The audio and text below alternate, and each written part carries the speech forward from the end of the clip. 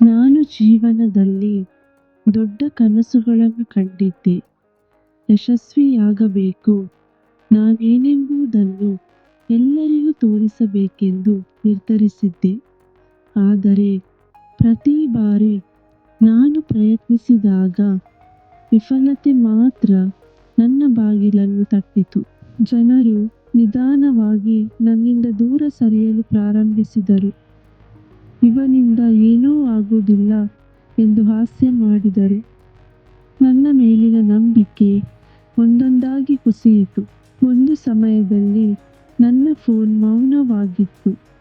ಸ್ನೇಹಿತರು ಕಾಣಿಸಲಿಲ್ಲ. ನನ್ನ ಹೆಸರನ್ನು ಕರೆಯುವವರೇ ಇರಲಿಲ್ಲ. ನಾನು ಸಂಪೂರ್ಣ ಒಂಟಿಯಾಗಿದ್ದೆ. ಆ ರಾತ್ರಿ ನಾನು ಸಂಪೂರ್ಣವಾಗಿ ಒಡೆದಿದ್ದೆ. ನನ್ನ ಕಣ್ಣೀರಿನಲ್ಲಿ ನನ್ನ ಪ್ರಶ್ನೆ ಒಂದೇ: ದೇವರೇ, ನೀನು ನನ್ನನ್ನು ಮರೆತೆಯಾ? ಆ ಕ್ಷಣದಲ್ಲಿ ನನ್ನ ಮೇಜಿನ ಮೇಲೆ ಇದ್ದ ಬೈಬಲ್ ನನ್ನ ಗಮನ ಸೆಳೆಯಿತು.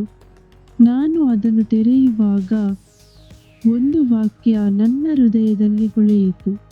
ರೋಮಾಪುರದವರಿಗೆ ಬರೆದ ಪತ್ರಿಕೆ 8ನೇ ಅಧ್ಯಾಯ 31ನೇ ವಚನ. ದೇವರು ನಮ್ಮ ಕಡೆ ಇದ್ದರೆ ನಮ್ಮನ್ನು ಎದುರಿಸುವವರು ಯಾರು? ಆ ಮಾತು ನನ್ನೊಳಗೆ ಬೆಂಕಿಯಂತೆ ಹೊತ್ತಿ ಉರಿಯಿತು. ನಾನು ಅರ್ಥ ಮಾಡಿಕೊಂಡೆ, ಜನರು ನನ್ನನ್ನು ತಿರಸ್ಕರಿಸಬಹುದು, ಆದರೆ ದೇವರು ನನ್ನನ್ನು ತಿರಸ್ಕರಿಸಲಿಲ್ಲ. ಯೆಶಾಯನ ಪ್ರವಾದನಾ ಗ್ರಂಥ 41ನೇ ಅಧ್ಯಾಯ 10ನೇ ವಚನ ಈ ರೀತಿಯಾಗಿ ಹೇಳುತ್ತದೆ: ನಾನೇ ನಿನ್ನೊಂದಿಗಿದ್ದೇನೆ, ದಿಗ್ಭ್ರಮೆಗೊಳ್ಳದಿರು, ನಾನೇ ನಿನ್ನ ದೇವರು, ನಾನು ನಿನ್ನನ್ನು ಬಲಪಡಿಸುತ್ತೇನೆ. ಕಷ್ಟಗಳು ಕೂಡಲೇ ಹೋಗಲಿಲ್ಲ, ಪರೀಕ್ಷೆಗಳು ಮತ್ತೆ ಬಂದವು.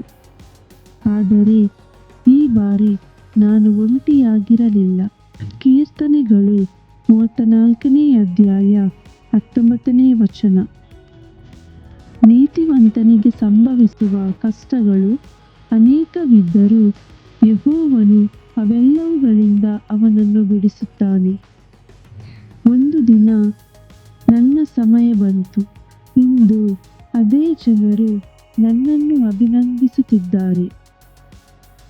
ಒಮ್ಮೆ ನನ್ನನ್ನು ನೋಡಿ ನಕ್ಕವರು ಈಗ ಕೈ ತಟ್ಟುತ್ತಿದ್ದಾರೆ.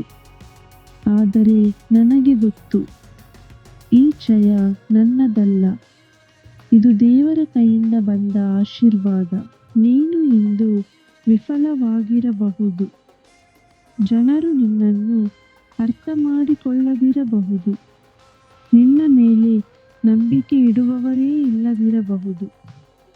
ಆದರೆ ಕೇಳು, ದೇವರು ಇನ್ನೂ ನಿನ್ನ ಕಥೆಯನ್ನು ಬರೆಯುತ್ತಿದ್ದಾನೆ.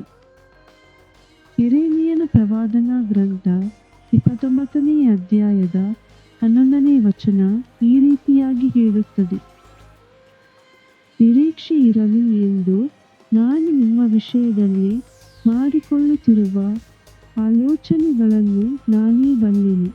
ಅವು ಅಹಿತದ ಯೋಚನೆಗಳಲ್ಲ, ಹಿತದ ಯೋಚನೆಗಳೇ. ಜನರು ನಿನ್ನನ್ನು ತಿರಸ್ಕರಿಸಬಹುದು, ಆದರೆ ದೇವರು ನಿನ್ನನ್ನು ಆಯ್ಕೆ ಮಾಡುತ್ತಾನೆ. ನೀನು ವಿಫಲತೆ ಅಲ್ಲ, ನೀನು ದೇವರ ಯೋಚನೆ. ದೇವರು ನಿನ್ನ ಪರ ಇದ್ದರೆ ನಿನ್ನ ವಿರೋಧ ಯಾರು?